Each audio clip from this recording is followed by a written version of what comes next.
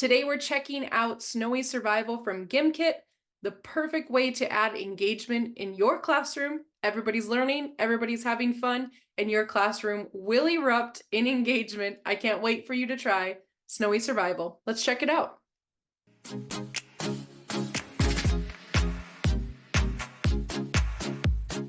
So we are inside the Snowy Survival game map right now, and just like all the other GimKit game modes, students need to answer questions to get energy or to get snowballs or whatever it may be in the game mode. So right now, I have to be answering questions to get energy. You can see my energy in the top right-hand corner. Every time I move, it goes down. So I'm going to need to keep answering questions to be able to run away from those mummies that you saw who are cursed. And what happens in this snowy survival game is one student starts out cursed. You can see in the top left-hand corner that 7 out of 12 students are cursed right now. And I'm trying to be the last one to get cursed.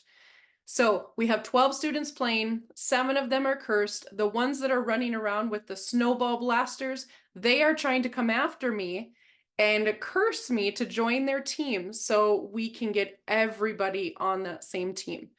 So if you are not cursed yet, or your students are not cursed yet, they look like that regular player. They're answering questions to gain energy. The ones that are already cursed, they are answering questions to earn more snowballs. So they can run out of snowballs to throw at the other players. And that's where the education part comes in, because they're going to run out of snowballs or they're going to run out of energy eventually. And that's where they answer the questions that we decide from the question set what we want to put in front of them. So you could have just finished a multiplication exercise or lesson, and you want to do a formative assessment.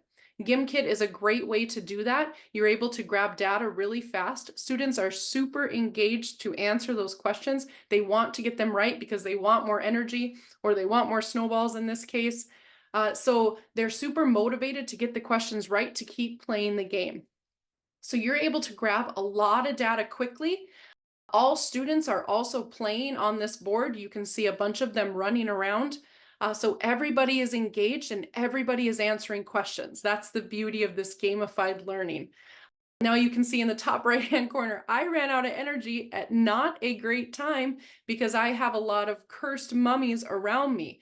And so it doesn't look like anyone is trying to take me out right now. They may have ran out of snowballs. So there is definitely some strategy in this as well. You will see in the top left-hand corner that my energy will slowly regenerate as well as I move around the game. And so that's kind of cool too, that it will regenerate the longer that I stay without getting hit. So I'm answering more questions, I need more energy, and you can see that those cursed ones probably need more snowballs to throw at me. There's someone took me out a little bit more, but I still have some left. So now I see 8 out of 12 cursed, and there I go. I am finally cursed.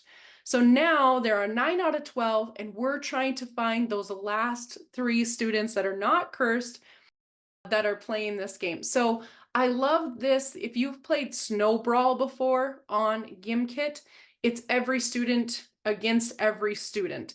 And you can do teams on that one as well.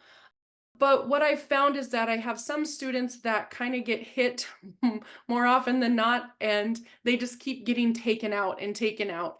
And this one is really cool because once you do get taken out with those snowballs, then you join a different team with a different mission.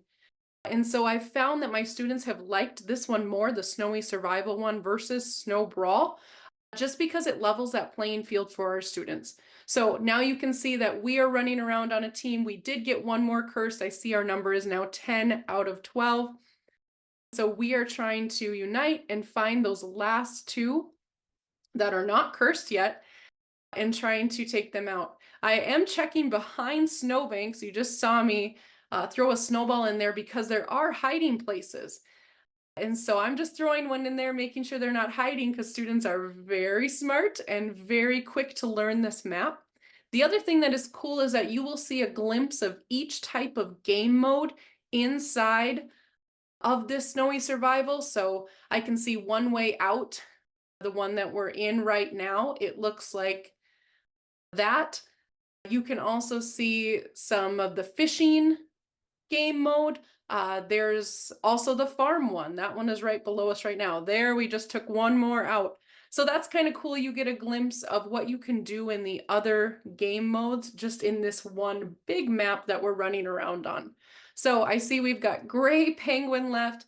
That is the last one to get cursed. So we will chase after that winner of our game. Basically, they're trying to be the last one to be cursed and seeing how long they can survive. You can imagine in the classroom right now that yes, the classroom is like erupting in engagement and they're still having to answer questions. So it's not just them running around on a map, right? So the gray penguin, the one that is getting chased, if we were to chase that player long enough, they would run out of energy eventually. They'd have to stop and answer questions, which would make them susceptible to us firing our snowballs at them and then having them join our team.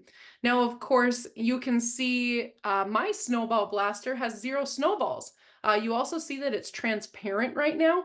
And so that's telling me I should be answering questions because I'm chasing them around. But even if I were to stop them, I couldn't throw any snowballs at them. And that's because I have 0. So I need to answer questions here. I got the question wrong, and you can see what it will look like for a student if they get it wrong, because it's so exciting. But I do love this for math because it makes us think really, really quickly on those math questions. And the teacher is going to get such great data on the end, knowing if their students know multiplication or whatever it may be. We just did addition on this one. But you're going to know right away if your students know it and if they know it kind of under pressure, not having that time to really think a long time about it. And so that really tells us if they have mastered that skill. So you can see us chasing after this last player. You can imagine the excitement in the classroom trying to get this last player. I just love GimKit for this engagement. I love that you can pick any question set. There are so many question sets that are already created that you don't have to create yourself.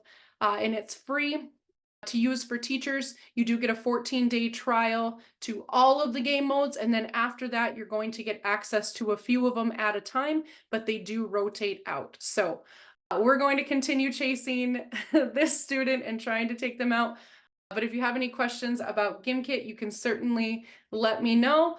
I can't wait to hear. Let me know in the comments below your experience with GimKit or with Snowy Survival. Until then, you can like and subscribe this video, and we'll see you in the next one.